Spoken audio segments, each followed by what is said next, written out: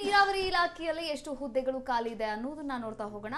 ಭಾರಿ ನೀರಾವರಿ ಇಲಾಖೆಯಲ್ಲಿ 601 ಹುದ್ದೆಗಳು ಖಾಲಿ ಇರುವಂತದ್ದು. ಇನ್ನು ಎ ಗ್ರೇಡ್ ನಲ್ಲಿ 107, ಹಾಗೆ ಬಿ ಗ್ರೇಡ್ ನಲ್ಲಿ 29, ಸಿ ಗ್ರೇಡ್ ನಲ್ಲಿ 334, ಡಿ ಗ್ರೇಡ್ ನಲ್ಲಿ 131 ಹುದ್ದೆಗಳು ಖಾಲಿ ಇದೆ. ಇನ್ನು ಗಣಿ ಇಲಾಖೆಯಲ್ಲೂ ಕೂಡ 653 ಹುದ್ದೆಗಳು ಖಾಲಿ ಇರುವಂತದ್ದು. ಎ ಗ್ರೇಡ್ ನಲ್ಲಿ 17, ಬಿ ಗ್ರೇಡ್ ನಲ್ಲಿ 120, ಸಿ ಗ್ರೇಡ್ ನಲ್ಲಿ 325, ಡಿ ಗ್ರೇಡ್ ನಲ್ಲಿ 190 ಹುದ್ದೆಗಳು ಖಾಲಿ ಇದೆ.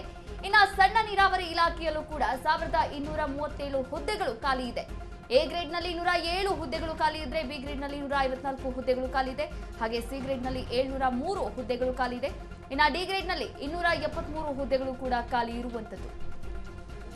3 ಇಲಾಖೆಗಳಿಗೆ ಸಂಬಂಧಪಟ್ಟಂತೆ ಭಾರಿ ನೀರಾವರಿ ಇಲಾಖೆ 601 ಹುದ್ದೆಗಳು ಖಾಲಿ ಇರುವಂಥದ್ದು. ಅದೇ ರೀತಿಯಾಗಿ ಗಣಿ ಇಲಾಖೆಗೆ ಸಂಬಂಧಪಟ್ಟಂತೆ 653, ಸಣ್ಣ ನೀರಾವರಿಗೆ ಸಂಬಂಧಪಟ್ಟಂತೆ 1237 ಈ ಇಲಾಖೆಗಳಿಗೆ ಸಂಬಂಧಪಟ್ಟೆ 3 ಇಲಾಖೆಗಳಿಗೆ ಸಂಬಂಧಪಟ್ಟಂತೆ ದುರ್ಗಾದ್ ಈ ಎಲ್ಲ ಇಲಾಖೆಗಳನ್ನು ನೋಡಿದಂಥ ಸಂದರ್ಭದಲ್ಲಿ ಯಾವುದಾದ್ರೂ ಒಂದು ರಾಜಕೀಯವಾಗಿ ಒಂದು ಸ್ಥಾನ ಅಥವಾ ಒಂದು ಹುದ್ದೆ ಖಾಲಿ ಇದ್ರೆ ಸಿಕ್ಕಾಪಟ್ಟೆ ಪೈಪೋಟಿಯನ್ನು ನಡೆಸ್ತಾರೆ ರಾಜಕಾರಣಿಗಳು.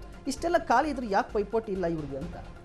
ಎಲ್ಲ ಹುದ್ದೆಗಳು ಭರ್ತಿ ಮಾಡುವಂತ ವಿಚಾರದಲ್ಲಿ ಅಲ್ಲಿ ಆರ್ಥಿಕ ಇಚ್ಛಾಶಕ್ತಿಯ ಕೊರತೆ ಮತ್ತೆ ಆರ್ಥಿಕ ಸಂಕಷ್ಟದ ಒಂದಷ್ಟು ಪ್ರಶ್ನೆಗಳು ಬರ್ತವೆ. ಇಲ್ಲಿ ನೀರಾವರಿ, ಸಣ್ಣ ನೀರಾವರಿ ಆಗಿರ್ಬೋದು, ಭಾರಿ ನೀರಾವರಿ ಅಂತಂದು ಹೇಳಿದ್ರೆ ಇದು ಕೃಷಿಗೆ, ಕುಡಿಯುವ ನೀರಿನಗಾಗಿರ್ಬೋದು, ಕೃಷಿಗೆ ಬಳಕೆ ಆಗುವಂತ ನೀರಾವರಿ ಆಗಿರ್ಬೋದು, ನೀರಾವರಿ ಯೋಜನೆಗಳು. ಈಗ ಮಹದಾಯಿ ಯೋಜನೆ ಎಷ್ಟರ ಮಟ್ಟಿಗಿದೆ, ಮೇಕೆದಾಟು ಯೋಜನೆ ಎಷ್ಟರ ಮಟ್ಟಿಗಿದೆ, ಅದು ಇನ್ನೂ ಕೂಡ ರಾಜಕೀಯ ಸ್ವರೂಪ ಪಡೆದು ಇನ್ನೂ ಚರ್ಚೆಗಳಂತದಲ್ಲಿ. ಕೃಷ್ಣಾ ಮೇಲ್ದಂಡೆ ಯೋಜನೆ ಅನೇಕ ಪ್ರತಿ ಅಧಿವೇಶನದಲ್ಲೂ ಕೂಡ ಚರ್ಚೆಗೆ ಬರುತ್ತೆ. ಆ ಸಮಸ್ಯೆಗಳು ಬೇರೆ, ಅನುದಾನಗಳ ಕೊರತೆ ಆಗಿರ್ಬೋದು. ಆದ್ರೆ ಒಂದು ಗಮನಿಸಬೇಕಂತಂದು ಹೇಳಿದ್ರೆ ಪ್ರತಿ ಬಾರಿಯೂ ಕೂಡ ನೀರಾವರಿ ಯೋಜನೆಗಳಿಗೆ ಅನುದಾನಗಳ ಹೆಚ್ಚಳ ಮಾಡುತ್ತಾ ಹೋಗ್ತಾ ಇದೆ ಸರ್ಕಾರ.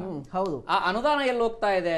ಅನುದಾನ ಸಿಗ್ತಾ ಇದೆಯಾ ಅನ್ನೋದೇ ಡೌಟ್ ಆಗ್ತಿದೆ. ಅಲ್ಲ, ಒಂದು ಅನುದಾನದ ಪ್ರಮಾಣ ಬಜೆಟ್ ನಲ್ಲಿ ಹೆಚ್ಚಳ ಮಾಡ್ತಾ ಹೋಗ್ತಾ ಇದೆ. ನಾವು ನೀರಾವರಿಗೆ 3,000 ಕೋಟಿ ಕೊಟ್ವಿ, 5,000 ಕೋಟಿ ಕೊಟ್ವಿ ಅಂತ.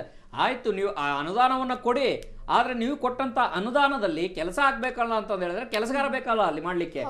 ಆ ಕೆಲಸಗಾರ ಇಲ್ಲ ಅಂತಂದ ಹೇಳಿದ್ರೆ ನೀವು ಎಷ್ಟು ಹಣ ದುಡ್ಡು ಘೋಷಣೆ ಮಾಡಿದ್ರು ಕೂಡ, ಈಗ ಡಿ ಕೆ ಶಿವಕುಮಾರ್ ಅವರು ಹೋಗಿ ಕೆಲಸ ಮಾಡ್ಲಿಕ್ಕೆ ಆಗಲ್ಲ.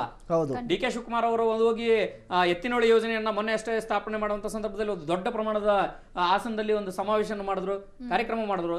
ಆದ್ರೆ ಆ ಕಾರ್ಯಕ್ರಮ ಸಕ್ಸಸ್ ಆಗ್ಬೇಕು ಅಂತಂದು ಹೇಳಿದ್ರೆ ನೀವು ಏನು ಎತ್ತಿನೊಳಿ ಈ ಬಯಲುಸೀಮೆಯಿಂದ ಈ ಕಡೆ ಬೆಂಗಳೂರು ಭಾಗಕ್ಕೆ, ಕೋಲಾರ, ಚಿಕ್ಕಬಳ್ಳಾಪುರ ಈ ಭಾಗದಲ್ಲಿ ನೀವು ನೀರು ಕೊಡ್ಬೇಕು ಅಂತಂದು ಹೇಳಿದ್ರೆ ಪೈಪ್ಲೈನ್ ವ್ಯವಸ್ಥೆ ಮಾಡಬೇಕು ಅನ್ನೋಂಥದ್ದಾದ್ರೆ ಅದರದೇ ಆದಂಥ ಕೆಲಸಗಳನ್ನ ಇರ್ತವೆ. ಆ ಕೆಲಸಗಳು ಮಾಡಬೇಕು ಅಂತಂದು ಹೇಳಿದ್ರೆ ಅಧಿಕಾರಿಗಳು ಬೇಕು. ಸೊ ಈ ಇಲಾಖೆಯಲ್ಲೂ ಕೂಡ ಬಹಳ ಪ್ರಮುಖ ಇಲಾಖೆ ಇದು. ಕಡಿಮೆ ಇದ್ರೂ ಕೂಡ ಇರುವಂತಹ ಹುದ್ದೆಗಳನ್ನು ಕೂಡ ಭರ್ತಿ ಮಾಡಿದ್ರೆ ಕೆಲಸದ ಗತಿ ವೇಗ ಆಗುತ್ತೆ ಅನ್ನೋಂಥದ್ದು. ಹೌದು, ಎಸ್, ಖಂಡಿತ.